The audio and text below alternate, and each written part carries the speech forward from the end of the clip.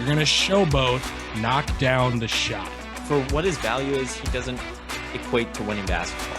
When you're talking about the greatest of greats, that's what you have to do. You have to nitpick. We'll see you in the playoffs. We'll see you in the playoffs. Welcome, everybody, to this edition of the Tee 'em Up podcast. Joined, as always, my co-host, Jarrett Huff. I'm Jace Eustace. Jarrett, how's it going, man? Other than losing some money in a few bets this football Sunday, I'm doing pretty well, I would say. Bulls won today, so it hasn't been a bad day overall. Definitely. And we're just going to get right into the swing of things here as we're recording on Sunday night. And Jared, it's hard to believe that it's this time of the year already, but the NBA has announced who their all-star starters are going to be. I know you have some objections, as well do I. So let's just get into it. So we're just going to start over in the Eastern Conference. The starters were announced as Trae Young, DeMar DeRozan, Giannis Antetokounmpo, Kevin Durant, and Joel Embiid. So, Jared, what do you think of the starting five out East? They got it right for the most part, but this is where I have a bone to pick with the fans. This is why I say cancel the fan vote. I'm a fan, but I don't care. I shouldn't have a vote you're leading. unless I'm a vaulted NBA journalist, which I hope is in my card someday, but you never know. I shouldn't have a vote. I shouldn't have a say in who starts in the All-Star game and who gets an All-Star selection, because I've seen years where Zaza Pachulia could have been an All-Star. Yeah, you're not wrong. I think that they got it wrong in the East with Trae Young, who great statistical seasons. The only reason the Hawks have a chance at climbing into the playoffs or a play-in game. But, I mean, yeah, he's putting up essentially in a way almost empty numbers because, like, sure, he has great stats, but he's really not affecting the wins as much as other players like Zach LaVine, whose Bulls are second in the Eastern Conference. And he's been fantastic. He's been very efficient all year. His co-star is starting as a guard, ironically, even though I don't think he logs a single minute at guard. If anything, he's playing small forward or power forward.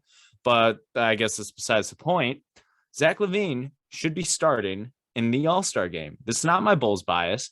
He was voted second amongst players in the Eastern Conference for guards. Mm-hmm. So the players think he should be a starter. Charles Barkley thinks he should be a starter, and I think he should be a starter. Sorry, Trae Young, you're a great player, but no, not this year. You're not a starter. I'm sorry.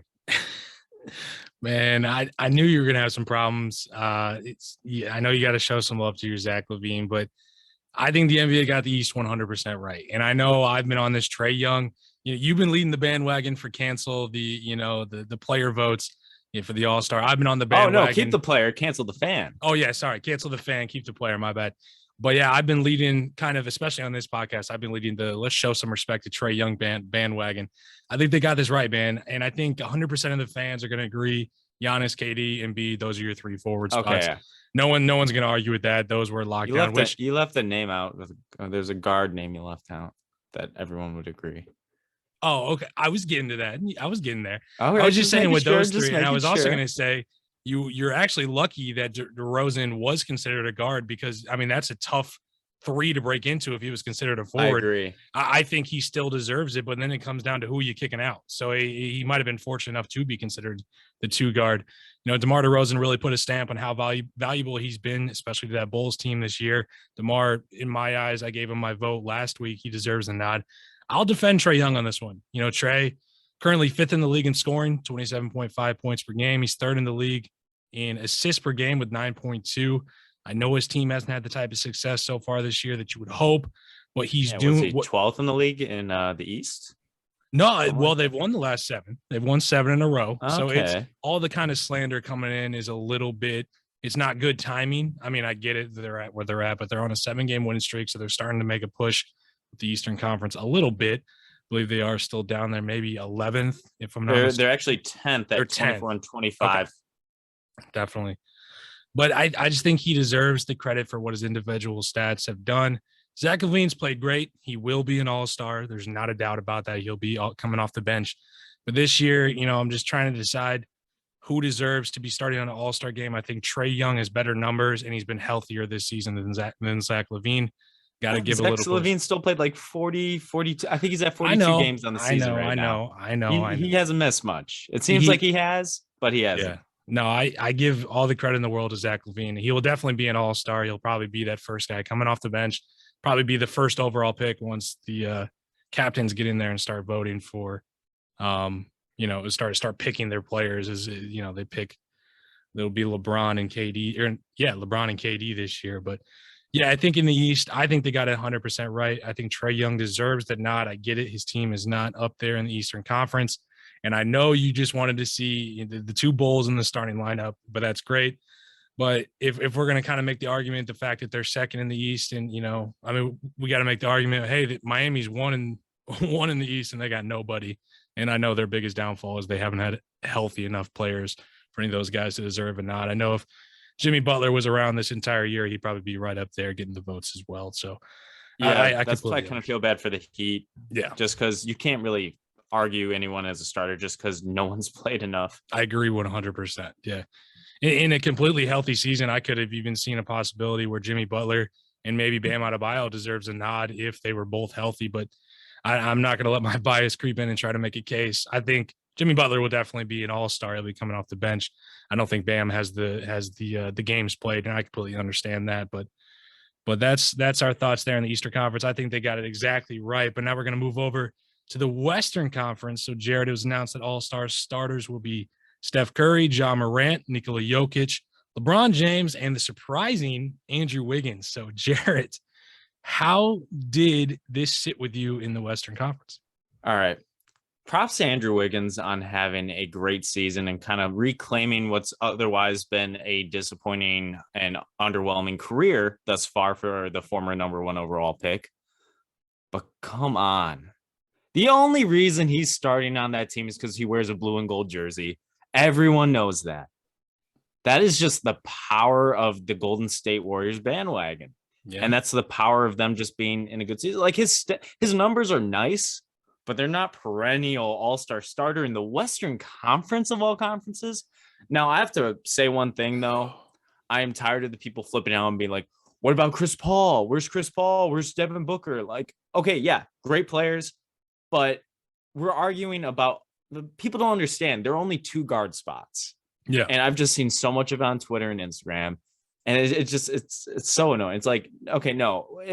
Okay. If it wasn't going to be Andrew Wiggins, it wasn't going to be Chris Paul or Devin Booker. No. You really can't argue against Steph Curry and John Morant this season, especially look what their teams are.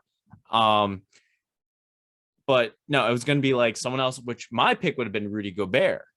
I would have had Rudy Gobert in over Andrew Wiggins. No. Oh, God, that hurts. Oh, who would you have? That hurts me. Karl Anthony Towns. He deserves it in my eyes. Luka Gobert's having a fantastic season. I know Luka. Doncic is the guard. I get that, but he plays more of I don't know. The way you could kind of slide him in. But Karl Anthony Towns has had a better season than Andrew Wiggins, without a doubt. Like, oh, yeah. I would put Towns above Wiggins, but I'm putting Gobert above both of them. I'm not. Dude, I'm sorry, but no one wants to see defense in the All-Star game. No one. I don't care. To me, I don't care. I don't care about what people want to see. I'm fine if the All-Star game is defensive and no flat. I'm fine if I see 12 Tim Duncans out there on one team. I just want the players that deserve it, because to me, the All-Star selection is an accolade. That's something like you look at a player at the end of their career and you'd be like, okay, this is a measurement of how good this player was in this moment in time. So if Rudy Gobert, a boring ass defensive player, gets the selection, gets the start, good, because that's how it should have been then, because that means he deserved it. I think he deserves to be an all-star, and he will. But there's a reason why every single year that we've done this whole drafting players, he's been the last pick every single year. It's like, who gets the last pick? Oh, who's left? Oh, I guess I'll take Rudy.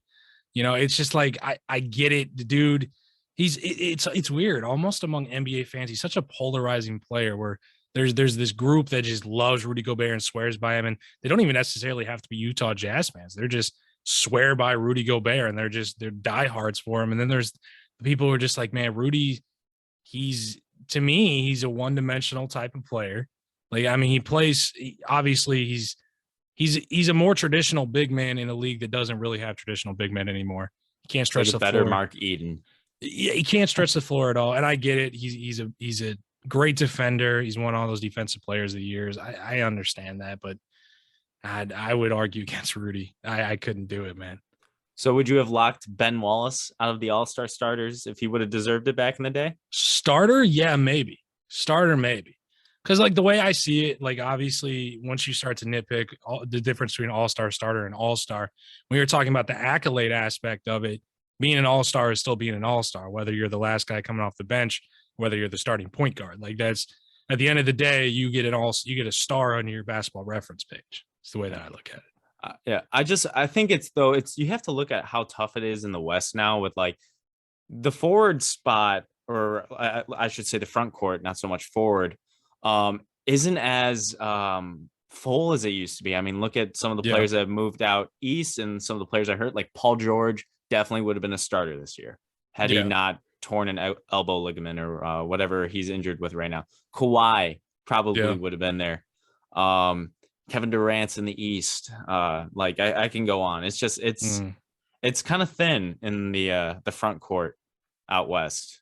But like Andrew Wiggins is not the answer. Yeah, I agree. I think they got 4 out of 5 right out west. Obviously, Andrew Wiggins being the odd man out.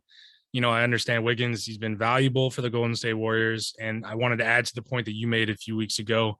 This is a huge reason why we need to get rid of, if not just limit the power of the fan voting. Make it 25% or 10. Just there needs to be some sort of limitations. But Wiggins was straight up gifted this spot by the Warrior fans. And the worst part is it takes the spot from those deserving people, whether if you think it's Rudy Gobert. I personally think it should have been Karl Anthony Towns.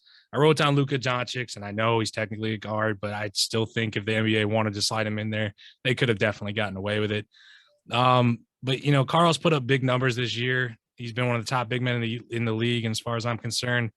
And not only are Towns' numbers better than Wiggins in almost every aspect of the game, you know, in my eyes, he's the number one option on an overachieving team where they're kind of sitting at over there in the West. And to me, that's more valuable. It deserves more credit than a guy who has good numbers, but on some nights he's the 4th scoring option on a really good team. That's just the way that I look at it. To just try to sum everything up there. But I think for the most part, we're in agreement that Wiggins definitely does not deserve to be up there, man. No. Yeah. And it seems like most of the NBA fans agreed with us on that one, as I know it was kind of all over all the social medias when the news kind of broke there. It was like, really, Andrew Wiggins? Are we talking about the same Andrew Wiggins? Like, but oh man, moving on from our all-star thoughts, moving right into the free-falling Brooklyn Nets, man. The Nets have now lost 4 straight, currently sit at 6th place in the Eastern Conference, with just a few weeks ago looked like they had a stranglehold at the top of the East. Durant's still out due to injury. Kyrie's still unable to play home games, and they have a very limited bench. So, Jarrett, what is your level of concern for this team that we thought might just a few weeks ago was going to run away with the Eastern Conference? I'm pretty concerned. I wasn't at first with Kevin Durant going out because I'm like, all right, they still have James Harden. You'll have Kyrie every other game. But James Harden now is dealing with hand issues. So he's been out a couple games and could be out a couple more.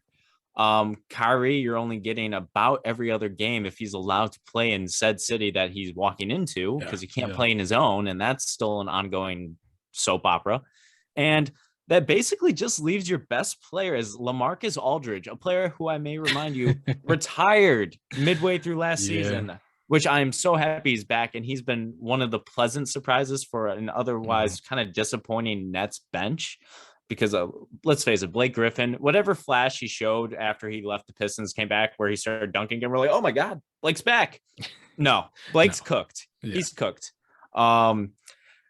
It's just Joe Harris has been so disappointing. I think he's also dealt with some injuries. It's just it's such a weak bench, and it sucks because like this team, I don't know what they're going to do if they lose James Harden. I don't know what they're going to do with this whole Kyrie saga, because they're the highest team, I believe, in the luxury tax. Yeah. And it's almost, they have nothing to show for it if Kevin Durant's out. I'm concerned they could plummet. I believe the floor of the Eastern Conference, let's see, the Raptors are in 8th, 6.5 games back, and the Nets are only 4 games ahead of them. Yeah.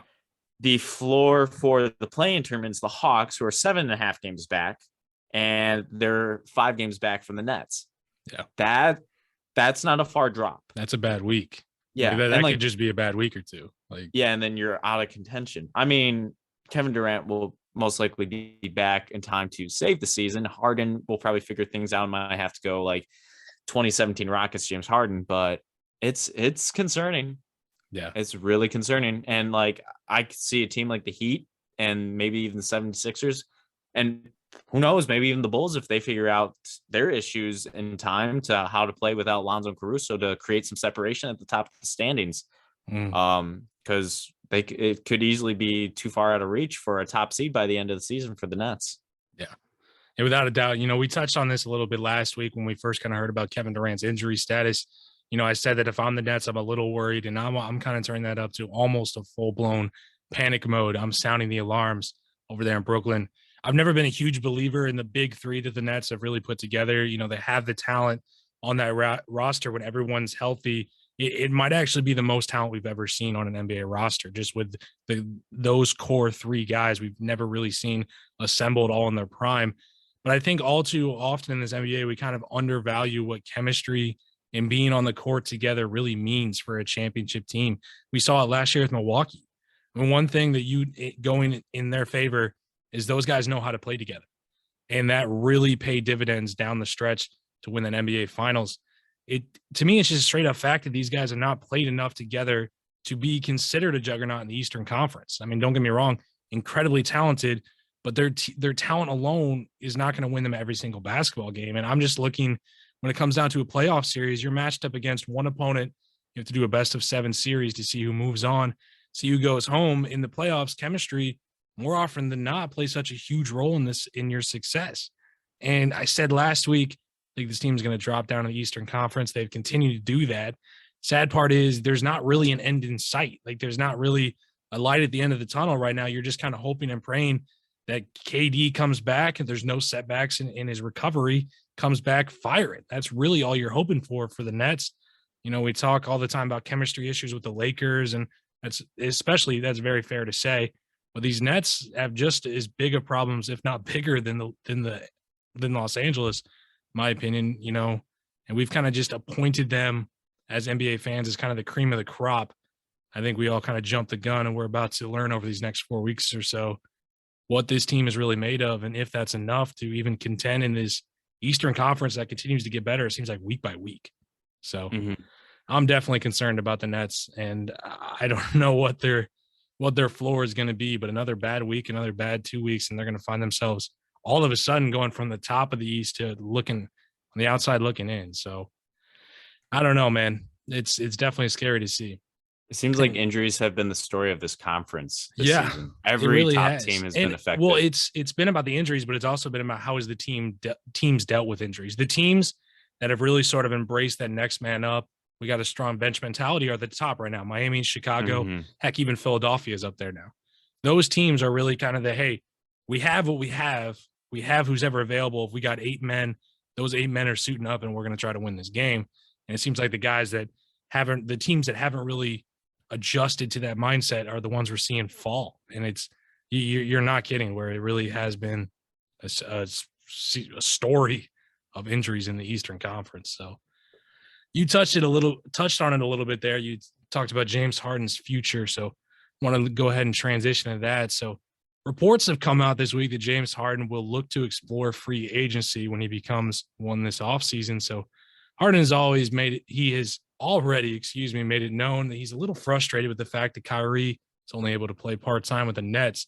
Harden's never truly been a free agent in his career and would look to position himself to where he feels would be the best place to play. So Jarrett, what do you think Harden's future holds in the NBA, and where is he playing next year? I won't be totally shocked if he leaves the Nets.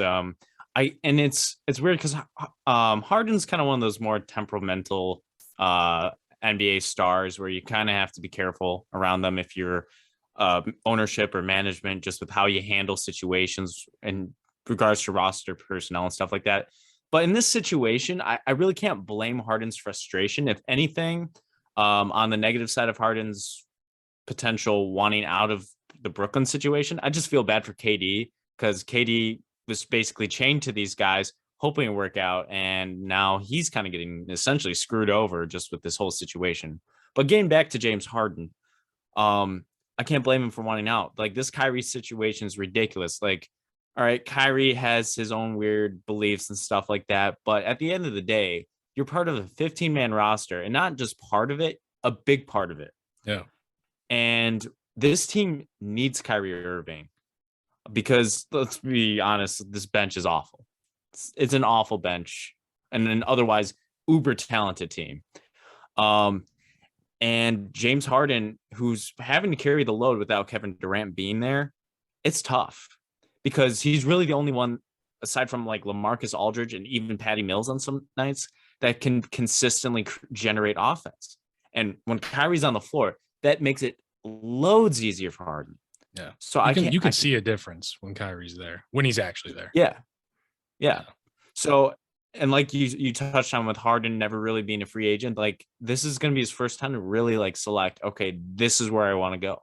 Because he's only been in OKC, which he got traded to Houston. Then he signed a supermax deal or extension to stay in Houston, and then got traded to the Nets. So the man is going to be a highly sought after free agent. I'm expecting him not to return to Brooklyn. Yeah. The first thing I wrote down is if I was placing money on where Harden's going to play next year, and you gave me the Nets or the field, I'm putting all my money on the field. I think his days in Brooklyn are done unless some major changes, and then coming up and winning an NBA Finals. I think that might be the only thing that could salvage his situation there. But since the day the Nets kind of made that trade for Harden, I never thought it was really a perfect marriage. Harden, he seems like he very quickly kind of grew frustrated. They were underperforming Rockets back when he was in Houston. He wanted to get out of town before he kind of felt trapped there in Houston. He knew what the future was hold as they were going towards a rebuild. The Nets really took a huge swing going in and getting him, pairing him alongside their big two with Kevin Durant and Kyrie. So I think Harden should pursue free agency. I think he should, for the first time in his career, really make his own decision about where he's playing. And I think he should also kind of look at himself in the mirror and think about what he wants out of the rest of his NBA career. We all know James Harden, the talent that he has, the accolades that he has, the numbers he puts up, all that's great. And he's going to go down as, one of the best to ever do it. But I think he's going to look kind of at his trophy shelf and just see that, hey, there's one thing missing. I don't have an NBA Finals. And I know he wants to go and get a championship, especially before he's done. So just a couple ideas I wrote down. If I'm Harden, I'm kind of looking at going to a team that maybe has some young guys that are overachieving and try to join them and push them over the edge and be like, listen, I've been on a team that couldn't get over the hump, especially in Houston. We kept getting there, kept getting in the conference finals, couldn't get to an NBA Finals. He wants to come in and help. So I'm looking at Cleveland, maybe. I'm looking at Philadelphia once they get rid of Ben Simmons, depending on what their cap space looks like. I'm looking at Minnesota. I know that might be not a popular one. I'm kind of seeing what the roster holds. I know they don't have a lot.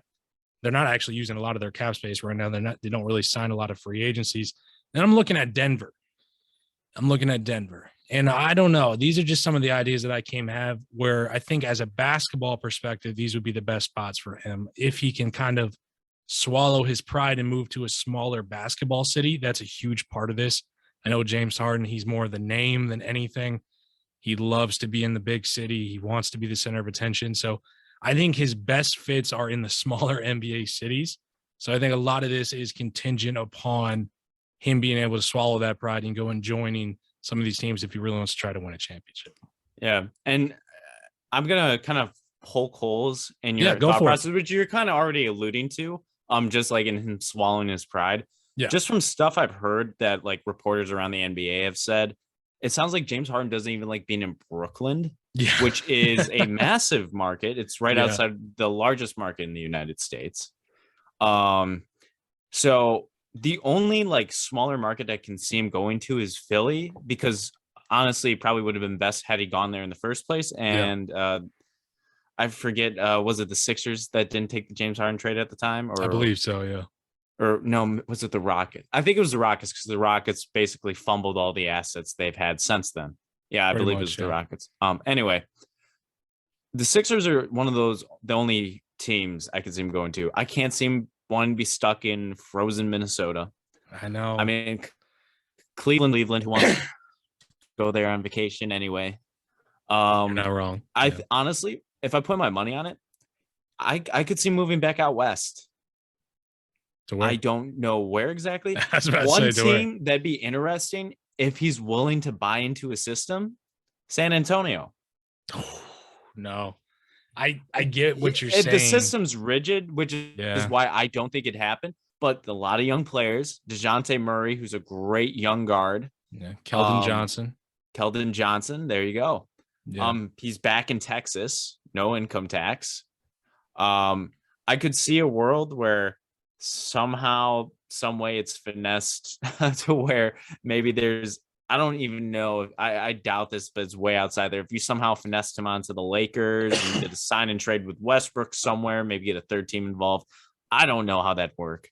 I don't know if it's possible. Very unlikely. Yeah. Maybe even Sacramento. I mean, it's a small market, but it's still in California.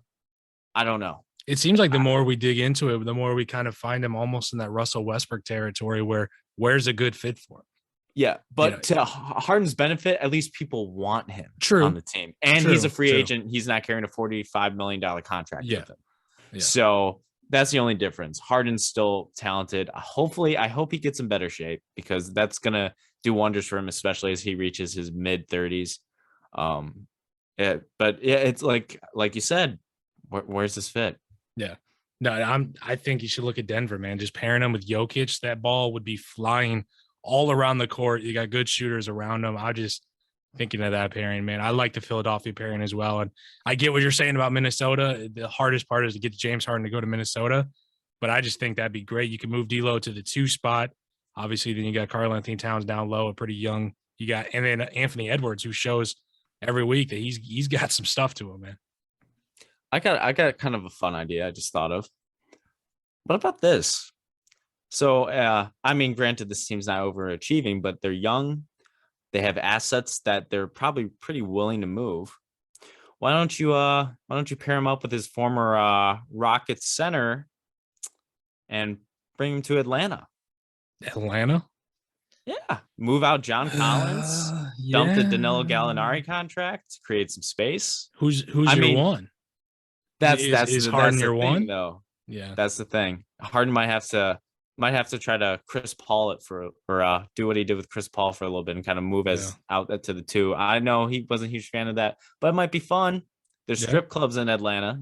That's right up his alley. So yeah, that would be good for him. That would be good for him, man. Yeah, but other than like you said, I don't know if it. Yeah, it's a tough one. Well, I touched a little bit on Philadelphia obviously being a possibility if they get rid of Ben Simmons. And speaking of Ben Simmons, moving on to our next topic.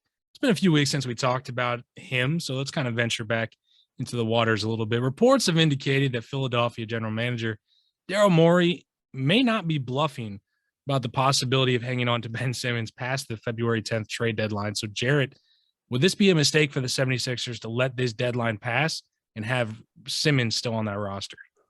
It really depends on how you look at it. I would say in a way it wouldn't be a mistake to move him or to not move him before the deadline. Because look at it this way. We're in an era of the NBA where there's going to be star players demanding out of situations that just aren't working for them. Like, for example, that Washington Wizards situation ain't looking too great over there. I wouldn't be surprised if Bradley Beal wants to demand a trade by the end of the season or something. I would be. There's the Damian Lillard situation to keep your eyes on. New York with Julius Randle not looking too good. So we're due for about I would say 1.5 stars every summer. Something's just not working right. Ben Simmons isn't playing, but that doesn't mean his value is going down. So really, you're not gaining anything on trading Ben Simmons early just to move him this season, unless your prime focus is to not waste a Joel Embiid year, where Joel Embiid's playing the best basketball of really any centers aside from Jokic in like the last 10, 15 years. So that's kind of something you might not want to waste. So you might want to try to compete now and try to win with Embiid now.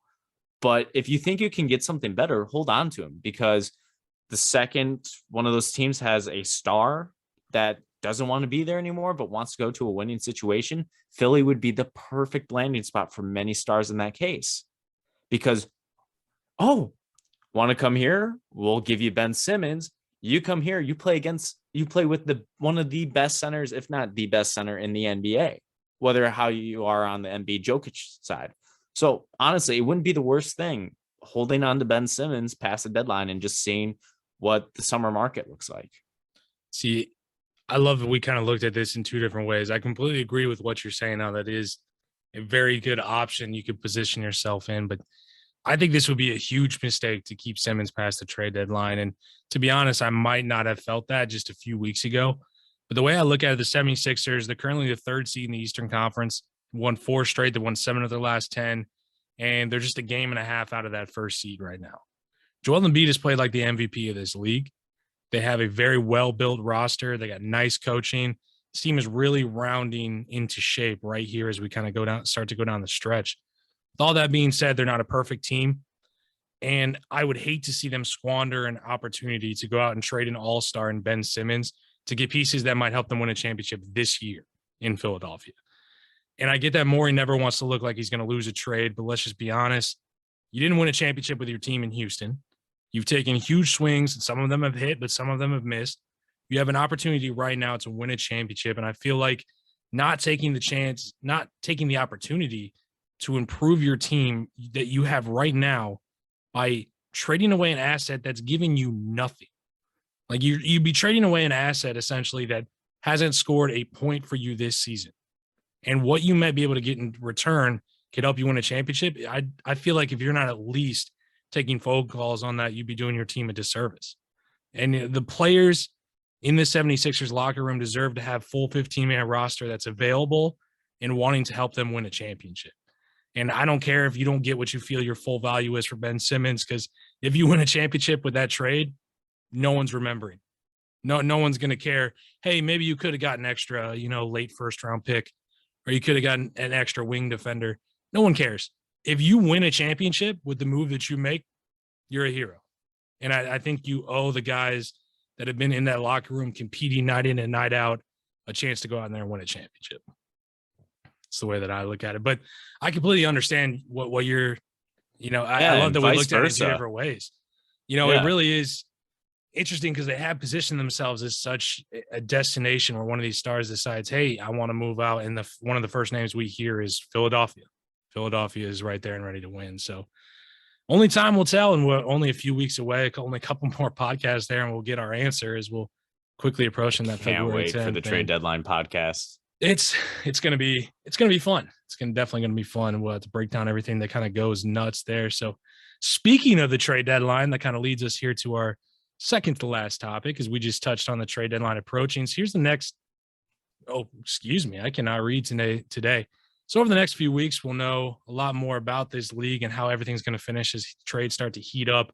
So we wanted to run through a few trade options that we would like to kind of see happen over the next few weeks and just kind of run through them. So Jarrett, let's just go like one for one here. So give me kind of that first trade that you thought of that you would like to see happen over the next few weeks. Well, I'll start with one. I want to see John Wall traded. Okay. The man wants to play basketball, and I'm sure there'd be teams out there that want to take him on. I don't think he's worth the entire value of his contract, but I mean, he's healthy now, and he showed flashes last season that he could still play at a high level. The man wants to play basketball. I know he doesn't want to sit on that bench every night. Yeah. Let John Wall play. Free John Wall.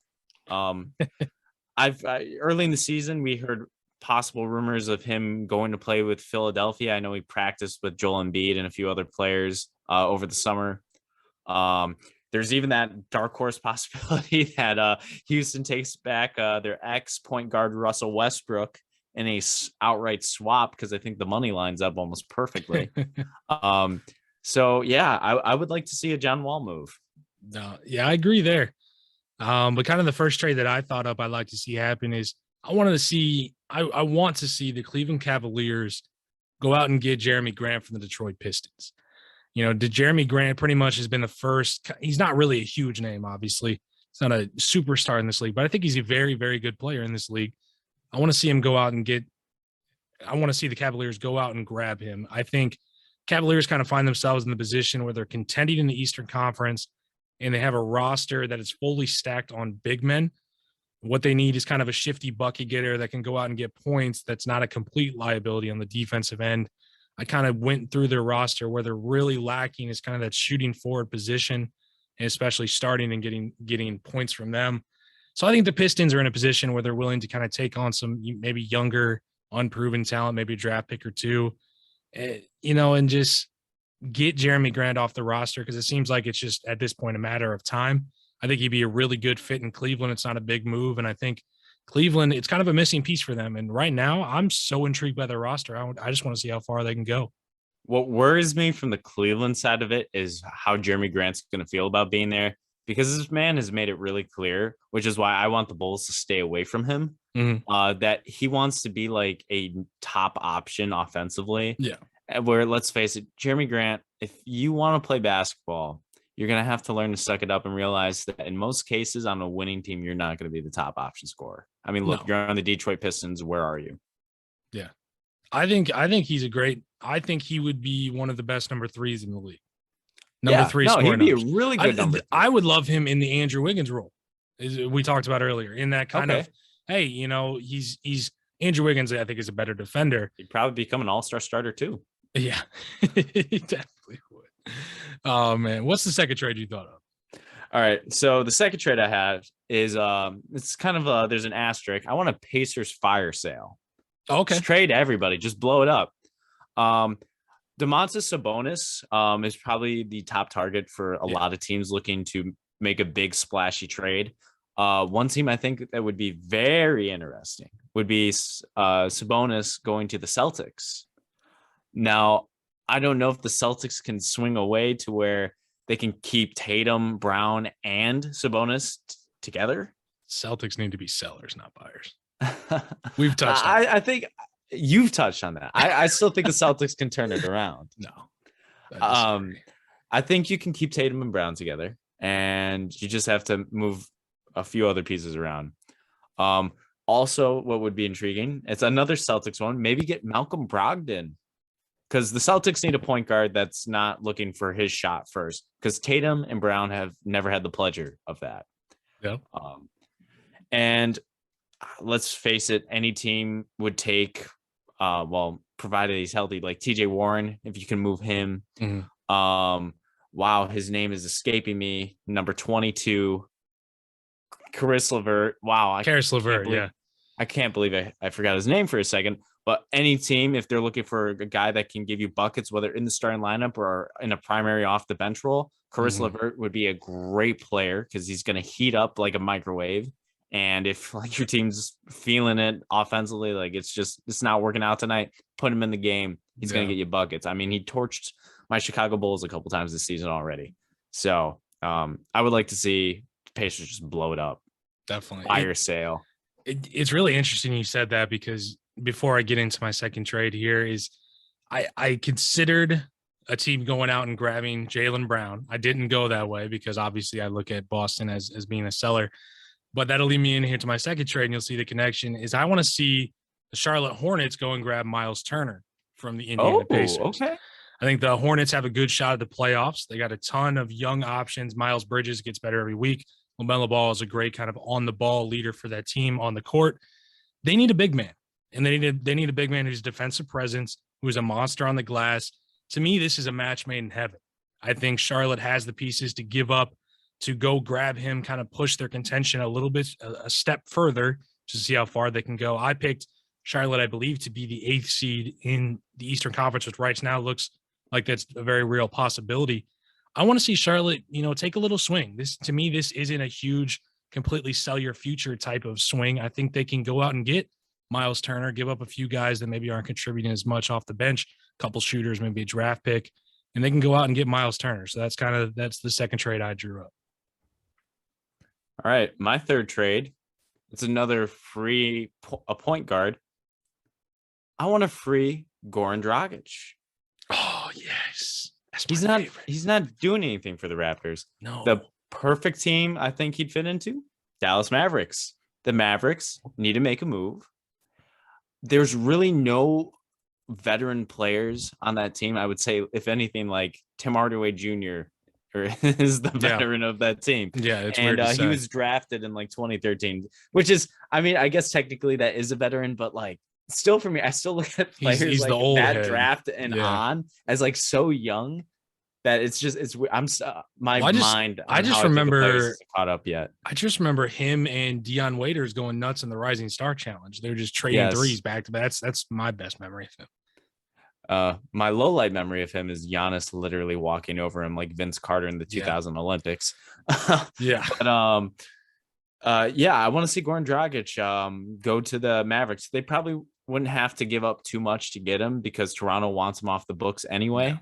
He's an asset that's just sitting, and he's going to provide some veteran leadership. He's going to provide some playmaking off the bench. And I feel like he'd be a good pairing for Luka, who Luka just needs more help because for whatever reason, Dallas can't seem to get him any.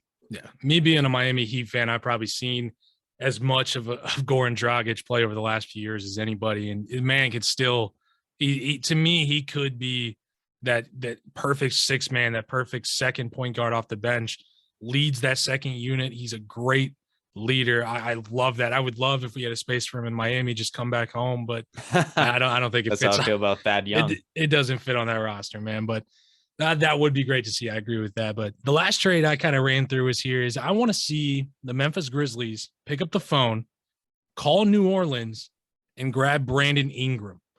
Let's free Brandon Ingram. I think we forget about how much BI has improved over the last few years because he's been stuck in New Orleans.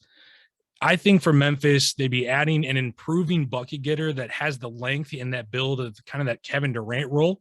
I mean, don't get me wrong. He's not as good as Kevin Durant by any stretch of the imagination. As good as Kevin Durant. No. But Brandon Ingram is a very good player in this league. He's still very young. I think you pair him with this young team. He fits the mold. He's still, in the beginning of his career, but he has kind of shown his graph is trending up. He's continuing to improve year after year. I think Memphis has an opportunity to go out and make a pairing with B.I. and Morant that wouldn't just be for this year. And it could very possibly be a scary duo for years to come, especially when you put him besides Triple J, Desmond Bane, who's becoming an amazing player right before our very eyes. So I want to see Memphis take a swing.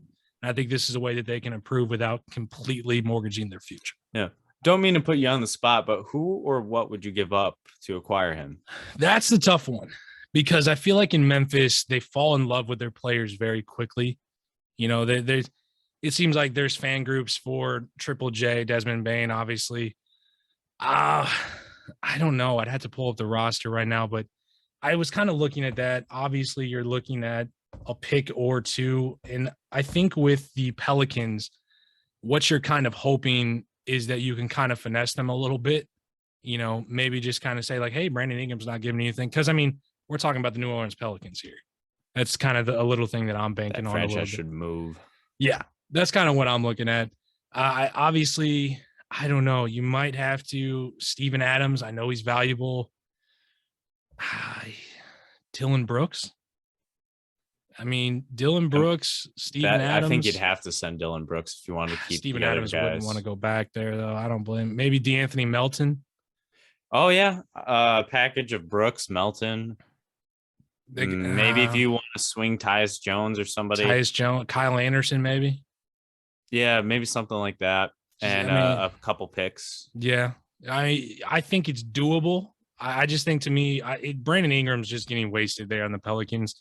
Everyone's getting wasted on the Pelicans. Yeah, you're not wrong there. And I know a lot of people might have been thinking I was saying pick up the phone, call New Orleans, and get Zion, but I'm not crazy there.